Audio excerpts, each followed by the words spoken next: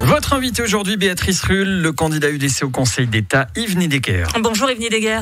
Bonjour. Merci d'être sur Radio Lac ce matin. Vous avez donc décidé de vous maintenir pour ce second tour.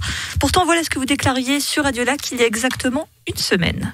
Comme je l'avais dit, s'il n'y a qu'un candidat de droite, je ne serai pas le deuxième. Par contre, si la droite décidait de perdre, alors qu'elle a toutes les cartes en main, en présentant plus qu'un candidat, là, je réserve ma décision.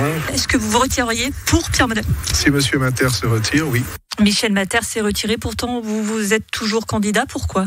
Le PDC a klaxonné toute la journée de dimanche en annonçant de lundi, en annonçant une candidature. Donc il était clair qu'il y aurait plus qu'un candidat, deux, et donc c'est ce que j'avais annoncé. Mais donc vous allez tout de même être celui qui va faire perdre la droite selon votre stratégie ? Un de ceux. À partir du moment où vous avez les alliés traditionnels PDC et M. Modet ex-PLR qui se présentent l'un contre l'autre, la droite a déjà perdu. Justement, le PDC qui se présente en la personne de Delphine Bachmann, une alliance avec ce PDC, c'était inenvisageable ? Il n'a jamais été question d'alliance. L'UDC a toujours tendu la main envers les alliés de droite dans l'idée qu'il serait une bonne chose. Dans sa grande bonté. Absolument. Que nous fûmes ensemble afin de découdre la gauche. Le score de la droite additionné pulvérise la gauche. Ce qui pulvérise la droite, c'est ses divisions. Et donc, ça fait des années que nous proposons à des sectaires qui n'en veulent pas de se mettre ensemble. Mais pourquoi justement ne pas avoir tenté avec le PDC ? Parce qu'on sait que ça a été un jeu d'assemblée. Le PDC est le parti au sein de l'ex-entente défunte aujourd'hui.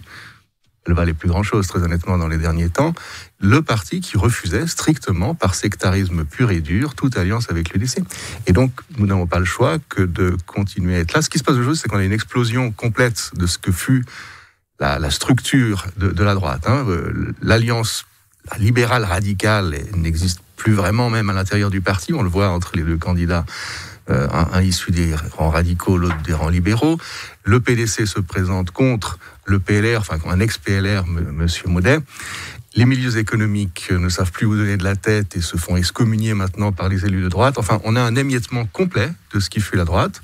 C'est une assez nouvelle situation et pour l'UDC, l'occasion de se profiler comme une force qui compte. Les milieux économiques, venons-en. La Chambre de commerce et d'industrie de Genève a choisi de soutenir Pierre Modet, estimant, je la cite, qu'il est le candidat le plus à même de porter la voix de l'économie et de la droite au Conseil d'État. Qu'est-ce que vous pensez de cette prise de position publique de la CCIG ?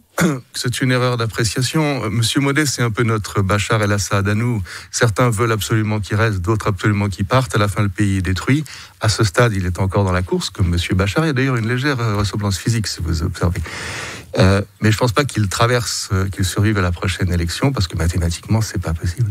Et est-ce que vous estimez que la CCIG, par exemple, dépasse ses prérogatives ? Est-ce bien le rôle d'une chambre de commerce et d'industrie d'appeler à voter pour un candidat, finalement ? Ils ont toujours appelé à voter par les candidats. Ça ne gênait personne lorsque les candidats étaient issus du PDC ou du PLR.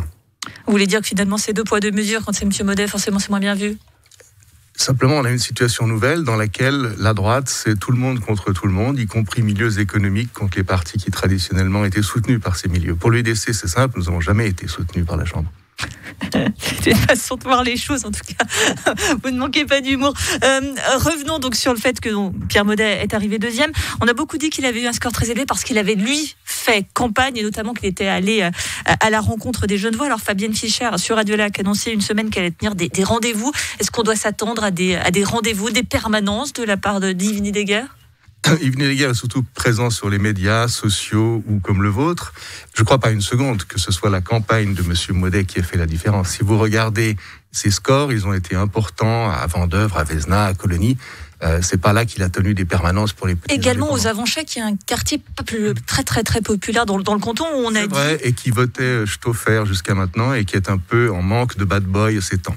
Mais où on dit quand même dans l'ensemble, parce qu'il y avait un article de la Tribune de Gèvres, on va les citer, qui sont partis justement à la rencontre de ces personnes, expliquer Pierre Modet, c'est le seul qui est venu nous parler, à l'inverse des autres. Alors, il avait tout le temps et tout le salaire qu'il fallait pour faire campagne, donc il aurait été choquant qu'il n'utilise pas pour faire quelque chose, puisqu'il s'agit quand même de sa prestation politique et au fond de sa profession. Cela dit, je ne pense pas que ce soit ça qui ait fait la différence. Le score de M. Modet est très relativement bon, parce que 22%, c'est rien pour quelqu'un qui a fait plus de 51% tout seul. C'est toujours mieux que vos 13%. Absolument. Mais c'est rien en termes relatifs. C'est-à-dire que pour moi, 13%, c'est beaucoup par rapport à ce que vaut mon parti sur l'échiquier local. Pour M. Maudet, qui a été élu au premier tour la dernière fois avec plus de 51% des voix, c'est peu. Je pense que son score tient pour partie au mauvais score de Mme Fischer, c'est-à-dire qu'il a, avec le blanchiment de clandestins, acquis des sympathies à gauche, et la gauche qu'il aime, la partie de la gauche qu'il aime, ne se sent pas trahi puisqu'il n'est pas de gauche. En revanche, son électorat de droite se sent trahi. Donc je pense qu'à la fin, lorsque la gauche viendra de manière plus organisée, plus compacte et plus disciplinée que la droite au second tour, et que la droite en face sera émiettée, évidemment, il n'y a aucune chance pour M. Maudet de l'emporter. Pour terminer, dans une semaine, si tout va bien, il y aura la réouverture des restaurants avec la possibilité de boire un verre ou de manger en terrasse. Vous y croyez ? Alors, je veux y croire. Moi, je crois qu'on sortira du confinement lorsque la population cessera d'obéir bêtement. Je ne crois pas une seconde que nos gouvernements, ils font rien d'autre que de regarder ce que fait le gouvernement d'à côté et d'imiter la dernière mesure liberticide qui passe.